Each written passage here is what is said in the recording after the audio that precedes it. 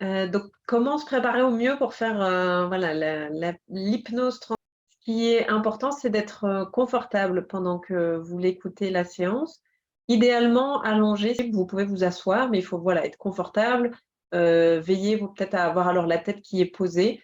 Alors, qu'est-ce que vous pouvez apprendre durant cette séance? Donc là, on partira à l'exploration, d'une de vos autres vies et ce que vous pouvez faire, par exemple, avant la séance, c'est de poser une question, vous posez la question intérieurement et de demander, à votre conscience supérieure d'apporter la réponse à cette question. Vous n'êtes pas non plus obligé de poser une question, vous pouvez juste venir en mode, exploration et voir ce qui se présente, voilà.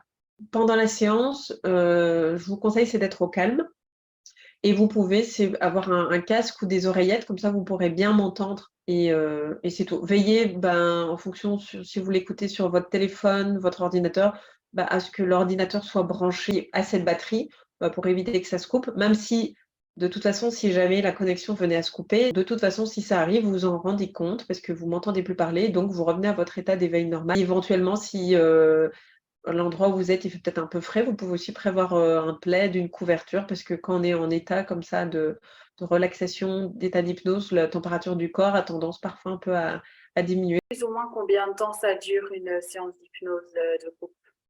Alors généralement, quand on part en groupe, moi je fais une demi-heure. Le bien, c'est peut-être alors avant d'avoir 5 minutes pour, voilà, faire la transition, de se poser, prendre peut-être quelques respirations, boire un verre d'eau.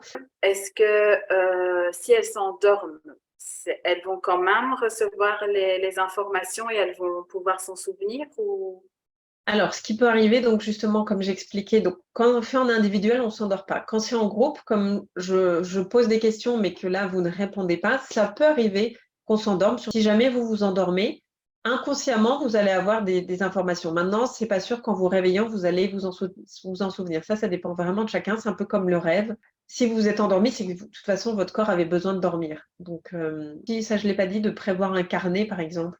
Comme ça, si vous avez après envie de noter les informations que vous avez reçues, parce que parfois ce qui peut arriver, c'est qu'on a tendance à oublier comme les rêves.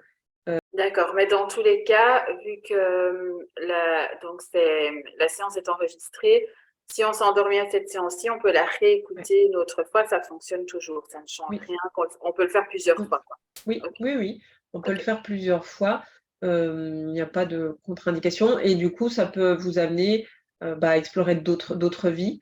Logiquement, si vous le refaites plusieurs fois, vous n'allez pas explorer la même vie. Et si jamais, peut-être c'était plusieurs fois la même qui revient, c'est peut-être qu'il y a vraiment quelque chose à aller voir dans cette vie-là. Ok, super, merci Sophie.